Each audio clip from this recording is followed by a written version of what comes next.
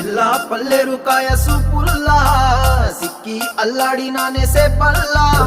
పసిడి పచ్చాని అరసే తుల్లా ధర పోస్తా ప్రాణాలు తానే అడగాల సీతా